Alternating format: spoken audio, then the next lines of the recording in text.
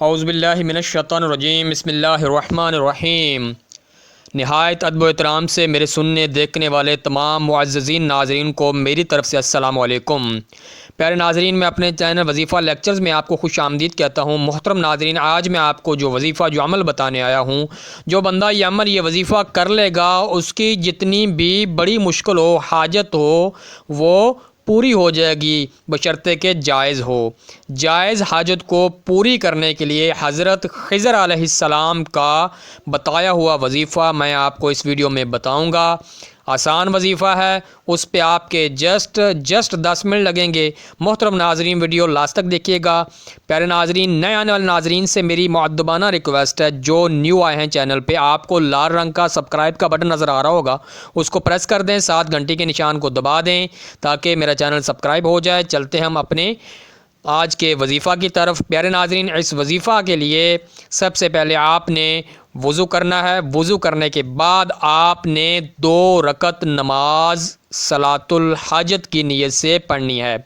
اس کو پڑھنے کا طریقہ کار کیا ہے؟ اس کو پڑھنے کا طریقہ کار یہ ہے، پیارے ناظرین، آپ ثنا سورۃ فاتحہ، اس کے بعد آپ نے سورۃ کافرون آپ نے پہلی رکعت میں 10 بار پڑھنی ہے۔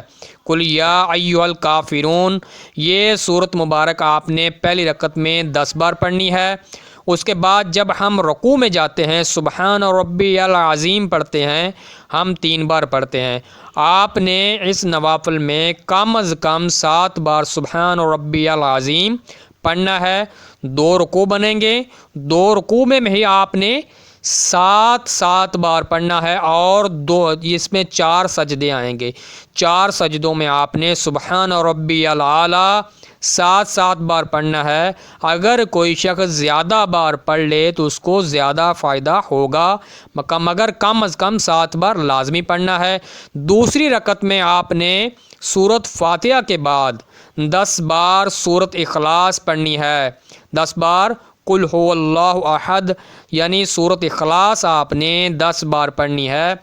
جب آپ 2 رکعتیں مکمل کر لیں، 2 رکعتیں مکمل کرنے کے بعد آپ نے 10 بار تیسرا کلمہ پڑھنا ہے۔ تیسرا کلمہ آپ نے پڑھنا ہے 10 بار۔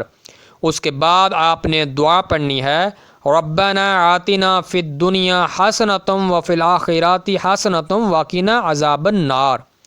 یہ دعا مبارک آپ نے 10 بار پڑھنی ہے، ربنا آتنا فی الدنیا حسنۃ وفی الآخرۃ حسنۃ وقنا عذاب النار 10 بار پڑھیں۔ اس کے بعد سجدہ میں جا کے آپ اللہ سے رو کے دعا کریں۔ انشاءاللہ آپ جو بھی دعا کریں گے اللہ تعالیٰ قبول فرمائے گا۔ یہ نوافل حضرت خضر علیہ السلام نے بتائے تھے، یہ یعنی اللہ کے نیک بندوں کے ذریعے یہ نوافل، یہ علم جو ہے اللہ کے نیک بندوں تک پہنچا، اور ہمارے جو محترم ہمارے حضرت صاحب ہیں، ہمارے حضرت کے جو خلیفہ ہیں، انہوں نے یہ عمل ہمیں بتایا۔ یہ وظیفہ میں آپ کو بتا رہا ہوں، آپ یہ وظیفہ کریں، انشاءاللہ آپ کو اس میں ضرور کامیابی ہوگی۔ دعاؤں میں ضرور یاد رکھیے گا۔ اور سب سے اہم بات محترم ناظرین، وظیفہ جو بھی کریں پورے اعتقاد اور یقین کے ساتھ کریں کہ میں اس میں کامیاب ضرور ہوں گا۔ ایک بار آپ کریں تو ناکامی کو قریب نہ پٹکنے دیں، دوبارہ پھر کریں۔ اللہ سے آپ جتنا مانگیں گے اللہ خوش ہوگا۔ آپ نے دیکھا ہوگا اگر کسی بادشاہ کے پاس تقریباً کوئی 100 یا 50 فقیر چلے جائیں تو وہ ذہنی طور پہ اپسیٹ ہو جائے گا، ناراض ہوگا کہ میں اتنوں کو کیسے دوں، کیسے خراج دوں، یعنی بادشاہ ہونے کے باوجود بھی۔ مگر اللہ تبارک و تعالی جو اتنا رحیم اور کریم ہے، اگر جتنے زیادہ سوالی جتنے زیادہ منگتے ہیں اللہ تبارک و تعالیٰ کے حضور مانگیں، اللہ تعالیٰ اتنا ہی خوش ہوتا ہے۔ اللہ پر یقین رکھ کے یہ نفل پڑھیں، آپ کو کامیابی ضرور ہوگی انشاءاللہ۔ اللہ آپ پر کرم فرمائے گا۔ دعاؤں میں مجھے ضرور یاد رکھیے گا، چینل کو سبسکرائب کرنا مت بھولیے گا۔ اس ویڈیو میں اگر مجھ سے پڑھنے میں بولنے میں کوئی غلطی ہو تو سب سے پہلے اللہ تعالیٰ سے معافی مانگوں گا، استغفر اللہ، پھر اپنے ناظرین سے معذرت چاہوں گا۔ دعاؤں میں ضرور یاد رکھیے گا، چینل کو سبسکرائب کرنا مت بھولیے گا۔